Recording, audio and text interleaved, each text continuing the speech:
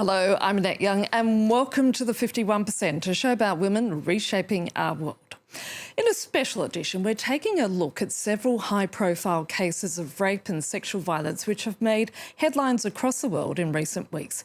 First, there's the case of Gisèle Pelicot here in France. For nearly 10 years, her husband Dominique Pelicot routinely drugged his wife and invited scores of strangers to join him in raping her, often filming the encounters. This is American rap mogul Sean Diddy Combs is in custody, awaiting trial on charges of sexual misconduct. And then there's the case of Mohammed Al Fayed, the late billionaire owner of the Harrods department store in London, facing allegations of multiple rape. In a moment, I'll be speaking to Rachel Fleur-Pardo, a French feminist lawyer, about what these high-profile cases mean for the way we, the public, view rape and the notion of consent. But first, Aurore Chloe Dupuis has more on the dozens of men accused of raping Gisèle Pelicot. Booed by the crowd at the criminal court. Dressed in hoodies, often wearing a cap, these men are accused of abusing a woman, Gisèle Pelicot, drugged by her own husband. They got in touch with Dominique Pelicot through a website that has since been shut down. Aged 26 to 73, they are firefighters, trade workers, retirees, a prison guard, a nurse, a journalist. These people are not delinquents at all. Most of them have clean criminal records, and they had, for the most part, normal family lives and professional careers. And yet here they are, caught up in this case, which is obviously very serious. Out of the 50 accused, 35 have decided to plead not guilty. Some told investigators they were in fact the victims. Cyril, truck driver. I feel I've been manipulated. Dominique was the one who told us what to do. Ludovic, storekeeper. I'm collateral damage. I was used to satisfy the fantasies of Dominique Pelicot. Several of the accused claim they were taking part in a consensual sex game without realizing that the victim was drugged. You're asking me why some of these people are here when they have totally ordinary personalities. Maybe it's because they didn't do anything wrong. Many of the defendants have children, some volunteered in local associations. A few have admitted guilt, like this soldier who allegedly abused Gisèle Pelicot on the day his daughter was born. I committed a rape. I was manipulated, but I bear my share of responsibility. Simone M., temp worker. It's extremely serious. I deserve to be hanged. Other defendants, however, admitted to copying Dominique Pelicot's methods by drugging their own wives, like Jean-Pierre M., 63 years old. His lawyer describes him as an easily influenced man. My client, I think, is very impressionable and quite naive, as seen in the psychological reports. He simply went along with it. He doesn't have the kind of personality to say no. Each of the 50 defendants faces a maximum sentence of up to 20 years in prison. And with me in the studio is Rachel Fleur-Pardo, a Paris-based lawyer who's been working in the field of women's rights. Thank you so much for your time, Rachel Fleur.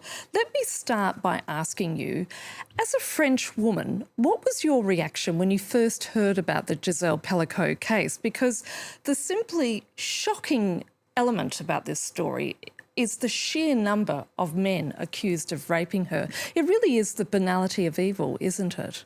Yeah, I was obviously very shocked, like many other women and men that learned about this story. I was shocked by how long these rapes lasted, because basically she has been raped by her husband, and the husband will bring to their home for almost 10 years.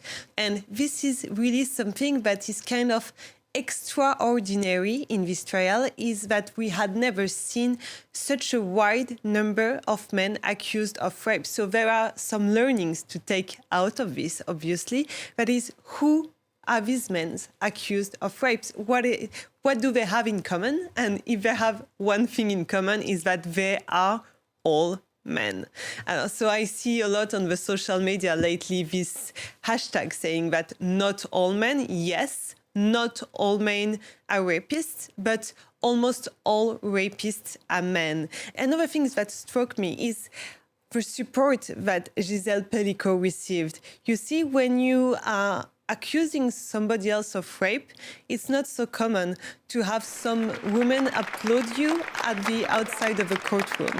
It's not so common to have these big protests that happen, like those that happened in France a few weeks ago, to show support to Gisèle Pelicot. So I guess we might be, and I hope we are, with some kind of cases that may maybe be a landmark in the feminist battle that we have in France and maybe also abroad. What will this case mean for the notion of rape laws in this country, and particularly the notion of consent? Yeah, I've heard many different things about how rape is criminalized in French law, and the fact that indeed there is not the word an express reference to the notion of consent. But there is this debate currently in France on whether it will be interesting or not to add expressly the notion, the word consent in our law. It's something that is the case in Canada or in Belgium, for instance. But it doesn't exist here in France, Not yet. It's a debate that we are having right now. So what does it mean for French people in general now in terms of how they view sexual violence? I think that Gisèle Pelicot, thanks to her decision of not having a private trial and the way she also responds to the press, she is indeed helping us to have the shame change sides. And she's helping, I guess, maybe other victims of rape to feel less ashamed. And to She shifted the dynamic. Yeah, she is shifting the dynamics. Something really happened. Like, I guess that seeing her being so strong and determined is giving other women that may have suffered different types of sexual violence strength to press charges, to file a complaint, and to go fight for their rights. And this is so important if we want to be in a country with less impunity and less rapes. Rachel Floor, we're going to have to take a pause there for a moment because here in France, prosecutors have been urged to launch an investigation into allegations of rapes and sexual assault by Mohamed Al Fayed at the Paris Ritz Hotel and also into the hotel staff at that time that enabled his attacks. A BBC documentary has revealed multiple allegations of rape against the late billionaire owner of London's most famous department store, Harrods. This along with evidence that the company not only failed to intervene, but helped to cover up the alleged abuse. And in the case against American rapper Sean Diddy Combs, a lawyer has come forth saying that he's representing more than 100 people who say the music mogul abused them, both women and men. Solange Mougin reports.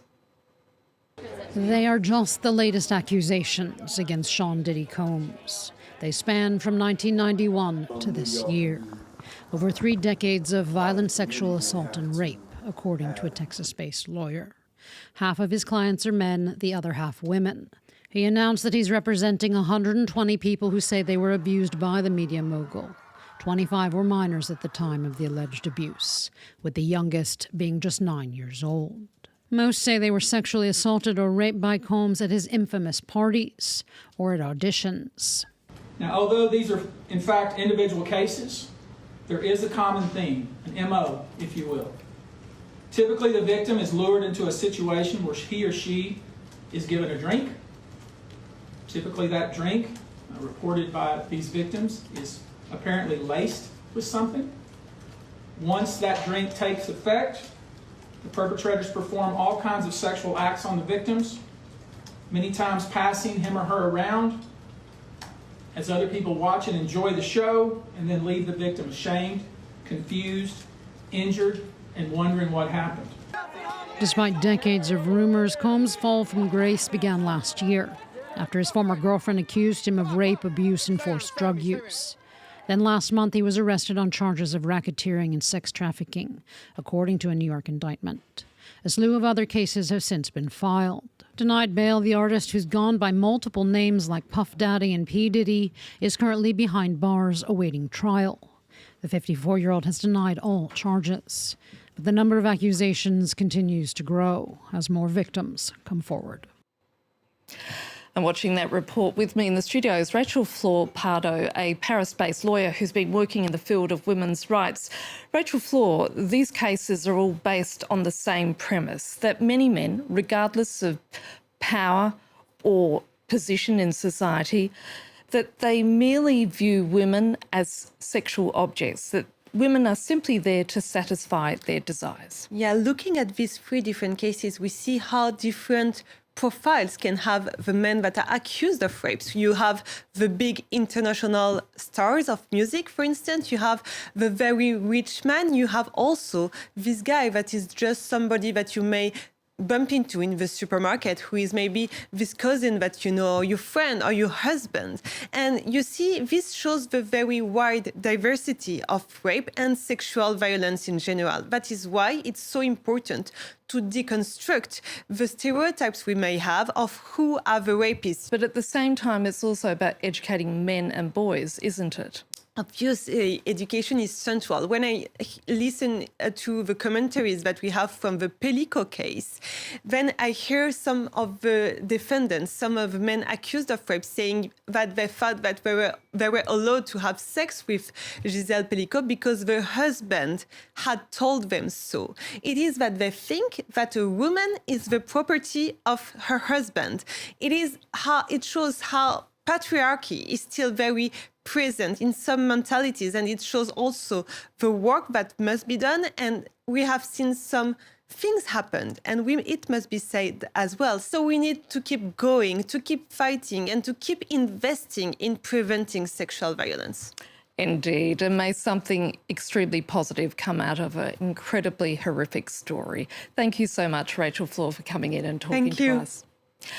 And that's all for this edition, but in the meantime, we'd love to hear from you, so you can reach out with your suggestions via Facebook, Instagram or X. So until our next show, bye for now.